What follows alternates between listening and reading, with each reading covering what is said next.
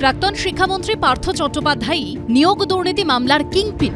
বুধবার আলিপুর সিবিআইয়ের বিশেষ আদালতে এমনই বিস্ফোরক দাবি করল কেন্দ্রীয় গোয়েন্দা সংস্থা। পাশাপাশি যে কোনো শর্তে জামিনের কাতর আর্জি জানালেও এদিনও সেই আবেদন খারিজ করে দিল আদালত। জেল হেফাজতের মেয়াদ শেষ হওয়ায় এদিন পার্থ চট্টোপাধ্যায়কে আলিপুরে সিবিআইয়ের বিশেষ আদালতে তোলা হয়েছিল। শুনানির শুরুতেই এদিন তাঁর আইনজীবী চিকিৎসায় গাফিলতির অভিযোগ তোলেন। বলেন, তারা আগেই বলেছিলেন হাসপাতালে নয়, জেলে থেকেই পার্থ চট্টোপাধ্যায়ের চিকিৎসা করাতে চান। পার্থ চট্টোপাধ্যায়ের কিডনির সমস্যা রয়েছে, হাই ব্লাড সুগার, জয়েন্টে প্রবলেম ছাড়াও আরও কিছু শারীরিক সমস্যা রয়েছে। প্রাক্তন শিক্ষামন্ত্রীর আইনজীবী বলেন, তার নিয়মিত রক্ত পরীক্ষা করার পরামর্শ দিয়েছিল মেডিকেল বোর্ড, কিন্তু অভিযোগ গত 9 মাসে পার্থ চট্টোপাধ্যায়ের রক্ত পরীক্ষাই করা হয়নি। দিনের পর দিন তিনি বিনা চিকিৎসায় রয়েছেন বলেও আদালতে এদিন অভিযোগ জানান তার আইনজীবী। এরপরই আদালতে নতুন আবদার করেন পার্থ চট্টোপাধ্যায়ের আইনজীবী। যে কোনো শর্তে জামিনের আবেদন করে তিনি বলেন, পার্থ চট্টোপাধ্যায়কে বাড়িতে পাঠিয়ে দিন, বাড়িতে বসেই ওনার চিকিৎসা করাতে চান তাঁরা।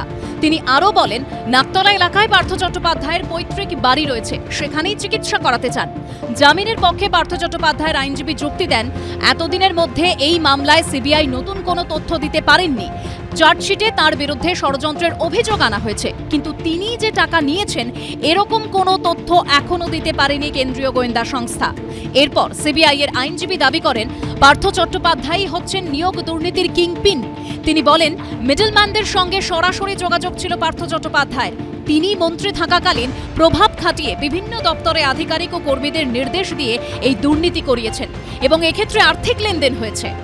টাকার ভাগ পেয়েছে সবাই, তার কিংপিন নিশ্চয়ই কোনো একজন, দুজন, তিনজনই হন, কিন্তু একটা অর্গানাইজড ক্রাইম, এ দায় কেউ অস্বীকার করতে পারবে না, মুখ্যমন্ত্রী থেকে শুরু করে তলা তৃণমূলের নেতা পর্যন্ত। দেখুন, পার্থ চট্টোপাধ্যায় বলুন কি অনুব্রত বলুন কি আমাদের বনমন্ত্রী ছিলেন যিনি, কি নাম যেন, জ্যোতিপ্রিয়, একার পক্ষে তাদের এই ধরনের হাজার হাজার কোটি টাকার দুর্নীতি করা সম্ভব নয়। মমতা ব্যানার্জি আপনি জানতেন না? সব জানতেন। আজকে আমরা তদন্তের নামে প্রহসন দেখতে পাচ্ছি। তদন্তের নামে উদ্দেশ্য প্রণোদিতভাবে তৃণমূল কংগ্রেস এবং তৃণমূল কংগ্রেসের সাথে যুক্ত মানুষগুলোকে কালিমালিপ্ত করার চেষ্টা করা হচ্ছে।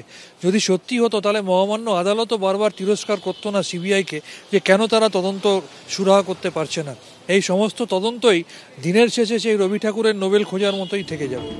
প্রাক্তন শিক্ষামন্ত্রীর জামিনের আবেদনের তীব্র বিরোধিতা করে সিবিআই। যদিও এদিন দুপক্ষের বক্তব্য শুনে মামলার কেস ডায়েরি খতিয়ে দেখেন বিচারক। এরপরই জামিনের আবেদন খারিজ করে পার্থ চট্টোপাধ্যায়কে 17 জানুয়ারি পর্যন্ত জেল হেফাজতের নির্দেশ দেন বিচারক। প্রকাশ সিনহা, উজ্জ্বল মুখোপাধ্যায় ও শিবাশিস মৌলিকের রিপোর্ট, এবিপি আনন্দ।